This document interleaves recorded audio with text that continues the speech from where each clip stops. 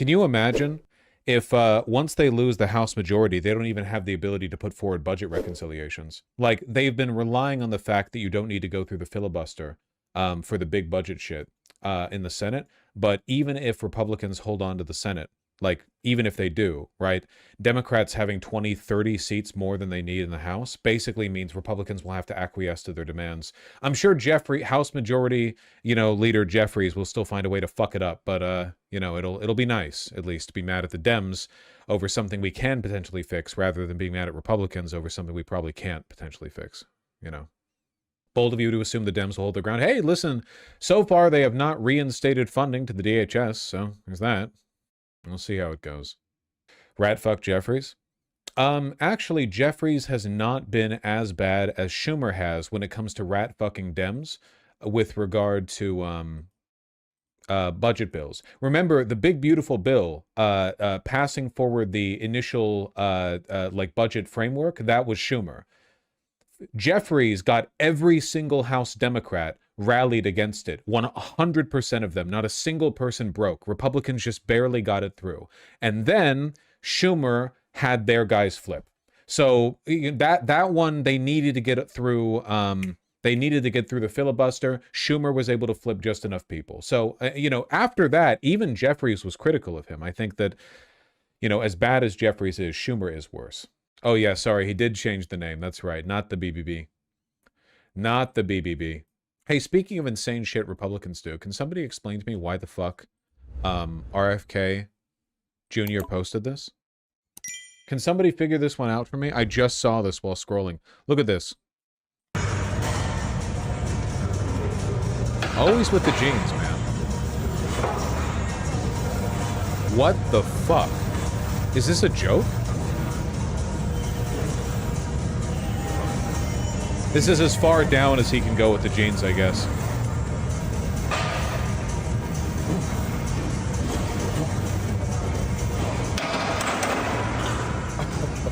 Yeah, dude, that's crazy. That was a phenomenal, knee workout or something. Jesus Christ. He's locking his knees, Lamau. We could have just seen him die here. Wouldn't that have been something? Do get out of those jeans. He must have some, fucked up legs. There's got to be a reason why he always... I don't get it. I don't get it.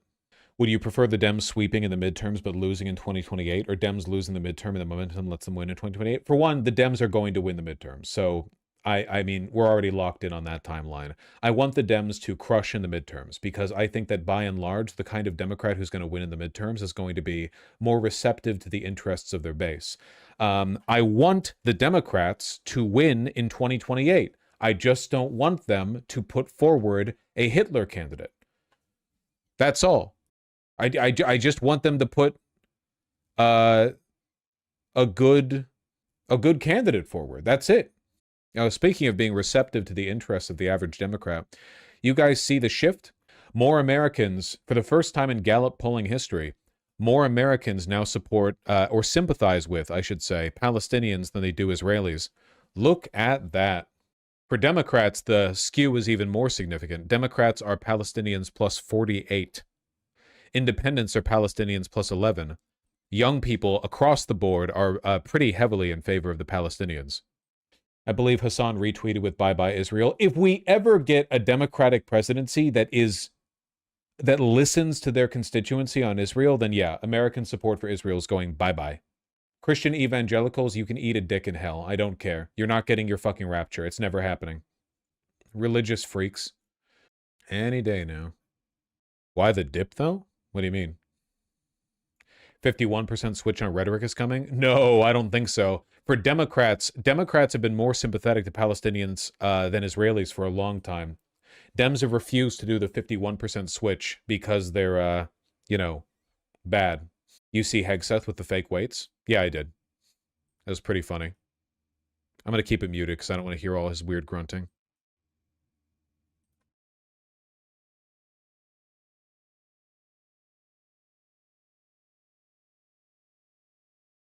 Nope. I love that they got everyone in the gym to line up and cheer for him, too. That's so fucking lame. Bumper weights. It's all I'm telling you is there's no way that's 315. It's not 315. 315 is like Olympic stuff. You would say that, you goddamn effete cosmopolitan Jan von Essek wearing motherfucker with your goddamn tabby shoes. What shoes? Don't worry about it. It's fine. Anyway, pretty good news there. That's great. Glad to see that, you know, all of the browbeating in the world has not convinced the average Democrat to sympathize with the genocider versus the genocidee. It's legit. Everyone hates Israel. It's like the mainstream opinion among normies younger than 40. Well, yeah, the 18 to 34 demographic has Palestinians plus 30. That's including Republicans and independents. That's just on average. That's a 65-35 split, 2-1, basically, on being more sympathetic for Palestinians among all Americans, 18 to 34. That's crazy. What's to like about Israel? Nothing. It's an utterly unlikable country filled with unlikable people who do nothing but shame and mock us for not further supporting their genocide. I'm not going to lie, I still don't get how the plus and minus works. When in the parentheses over here, what it means is that it's gone up since the last poll. So +8 and -10 here means these are the shifts that have taken place since the last time Gallup did this poll. The non-parenthesesed pluses here mean that these are the margins by which this group supports the Palestinian side. So, for example, from 18 to 34, of all people they polled, 18 to 34, plus 30 points to being pro-Palestinian. Or in other words, the percentage of people who are pro-Palestinian is 30 points greater. So that would be a 65-35 split, because 65 is 30 points higher than 35. But even then, it can get more complicated because oftentimes people in polls will answer with undecided. So you might have a +30 where 20% of the respondents gave undecided, which means that you might actually have I don't know, that leaves 80. What would that be? Like a 30-50? No, 25-55? Yeah, 25-55. 20. So you'd have 55 in favor, 25 against, and 20 who are undecided. It depends on whether or not you have a neutral answer. But here you have no neutral answer. Well, these don't add up to 100, so there might be a quiet neutral answer, but they're not being factored for. 6-7. Speaking of bench press, would you survive this? I don't even need to click on that link. I know what that is, and I can't show that on stream. That man is fucking... I don't care what the follow-up reporting on that video is. That kid is dead. That kid is fucking dead. That bench press bar, that went like halfway through the depth of his chest. There's been a lot of like weird polling coming out here. I said before that we should stop paying attention to polling when it was found that a lot of these polling entities, these agencies, weren't even asking real people and were just asking an AI model. And then were like curving the results they got based on their estimate of what a person should actually respond with. Remember that? In the lead up to 2024, we were seeing more and more like weird polling results that didn't really correlate with what we expected the outcome to be. And it turned out that some polling agencies had basically given up on doing actual polling. Keep in mind, polling is actually really tough. You can't just ask people like what you want or what they want or what their opinions are. You need a whole mathematical model to make sure that the portion of the population that you're asking is representative of the general population. And that's like... it takes a lot of effort to key in those numbers. And oftentimes, even very smart people get it wrong.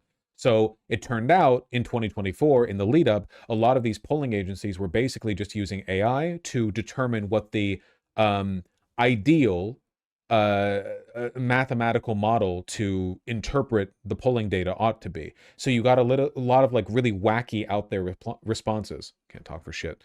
It's not good. Not good. How large do you think the sample size is? It's not about the sample size. It's about the model that you use to map that information onto the population.